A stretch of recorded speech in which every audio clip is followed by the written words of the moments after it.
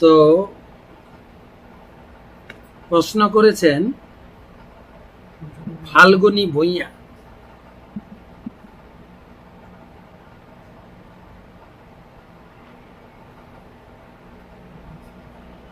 ভালো প্রশ্ন করেছেন। হরে কৃষ্ণ, দণ্ডবত প্রণাম মহারাজ। স্বামীর পাশ থেকে লুকিয়ে টাকা নিলে কি পাপ হয়? কেননা উনি মদ খায় এবং পরক্রিয়ায় আসক্ত। কৃপা করে বলবেন।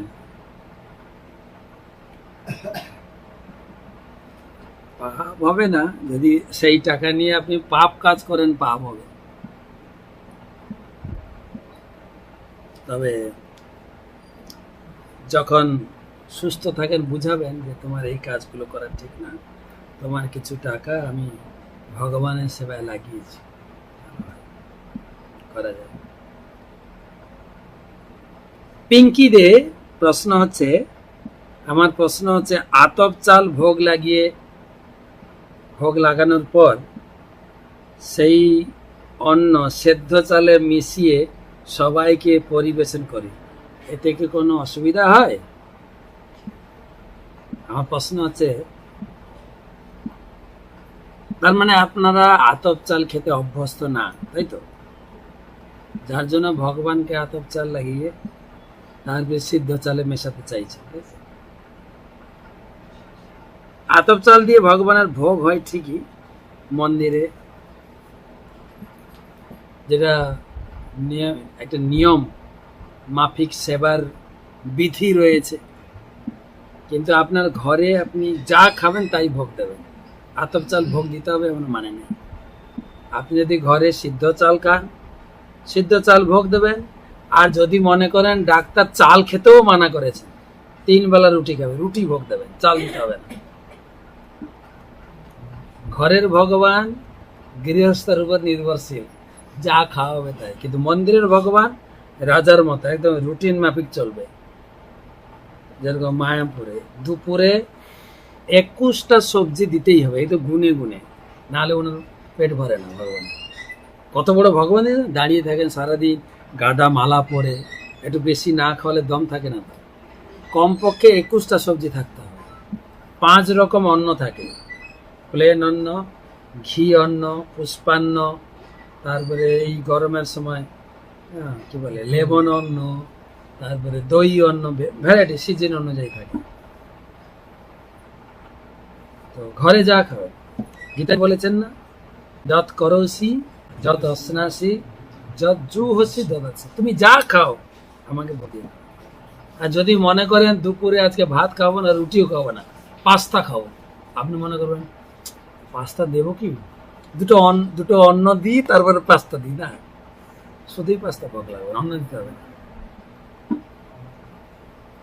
নিয়ম আছে, মঙ্গল আরতি করতেই হবে, 7:30 বা 7:45 দর্শনার্থী করতেই হবে, দুপুর 11:45 সময় ভোগ রাজভোগ চাপাতেই হবে। কিন্তু আপনি হয়তো এই যেরকম রথযাত্রা হবে বা অন্যান্য অনুষ্ঠান হবে, রাত হয়ে গেল ফিরতে, ঘরে ফিরতে রাত্রি 12টা-1টা বেজে গেল, সকালে উঠতে পারলেন না, ঠাকুরও আপনার জন্য শুয়ে থাকে, ঘরের লোক উঠে নিয়ে আমি আরেকটু শুয়ে থাকি, কি করবে ঠাকুর? তারপরে সকালে অন্ন ভোগ হওয়ার পরে খেয়ে দে প্রভু চলে যাবেন অফিসে, মা চলে যাবেন স্কুলে, ছেলে চলে যাবেন পড়তে, ঠাকুরই কি করবে একা? বলে আমাকে বন্ধ করে দিয়ে আমি ঘুমাই, বন্ধ। দুপুরে আর রাজভোগ হবে না। আবার ওনারা যখন বিকালে ফিরবেন তখন হয়তো ফল টল কেটে একটু ভোগ দিয়ে দেবে, দাও তোমরা যা খাও এটাই দাও, আমি সন্তুষ্ট।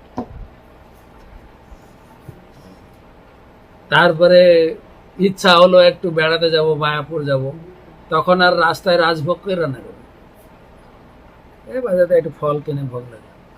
বলে তোমার ফল খেয়ে থাকবে তো, তাহলে আমাকেও ফল দাও, চলবে, আমারও চলবে।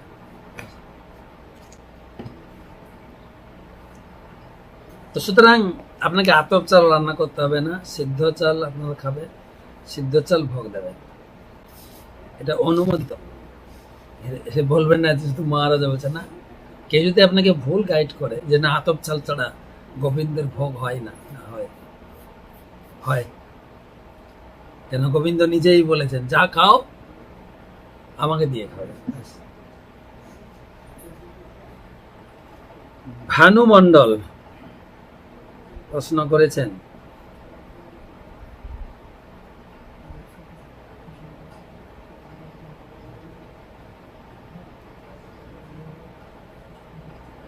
হরে কৃষ্ণ মহারাজ, জপ করার সময় উপরের দিকে ঠেলা যাবে না নিচের দিকে টানা যাবে? উত্তর দিয়ে পাঠাবেন। সঠিক কোনটা নিয়ম বলবেন বাবু প্লিজ। ঠেলা যাবে না টানা যাবে? টানবেন, হ্যাঁ টানবেন। হরে কৃষ্ণ কৃষ্ণ কৃষ্ণ হরে হরে, হরে রাম রাম রাম। টেনে দেবে, তারপরে তাই তো টানা যাবে, তাই ঠেলা যাবে না, টানা যাবে। টেনে টেনে জপ করো। প্রত্যেকটা গুটিতে পুরো নাম পুরো হরে কৃষ্ণ কৃষ্ণ কৃষ্ণ হরে হরে, হরে রাম রাম রাম হরে, তারপরে পরে গুটি। কাশীনাথ ভূঁইয়া 24টা তত্ত্ব বলবেন প্লিজ। 24 তত্ত্ব মানে হচ্ছে পঞ্চ মহাভূত, খ্যাতি অব তেজ মরুদ্ভব, জল আকাশ বায়ু মাটি আর অগ্নি। পঞ্চ মহাভূত, পঞ্চ জ্ঞানেন্দ্রিয়, চক্ষু কর্ণ নাসিকা জিহ্বা, কটা হলো? 10টা। পঞ্চ কর্মেন্দ্রিয়, বাক পানি পায়ু পায়ু উপস্থ। 15 পঞ্চ তন্মাত্র, রূপ রস গন্ধ স্পর্শ শব্দ। 20টা হয়ে গেল। মন বুদ্ধি অহংকার 23। তারপরে অব্যক্ত 3 গুণের মিশ্রণ 24। এটা 24 তত্ত্ব। এর সঙ্গে আত্মা যুক্ত হবে 25 তত্ত্ব, পরমাত্মা যুক্ত হলে 26 তত্ত্ব। 26 তত্ত্ব। লাস্ট প্রশ্ন,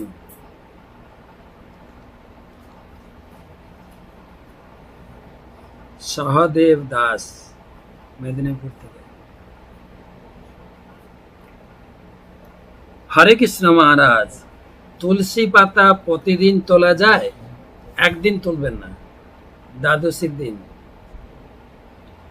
অনেকে আমার প্রশ্ন করে জল প্রতিদিন দেওয়া যায় কেন? জল তো প্রতিদিন দেবেন, তবে তুলসী গাছের যেরকম যত্ন নেওয়া হয় সেই রকম যত্ন নেবেন। হ্যাঁ, আপনি আবার বলবেন না জল না দিয়ে আমি চরণামিতে দেব না।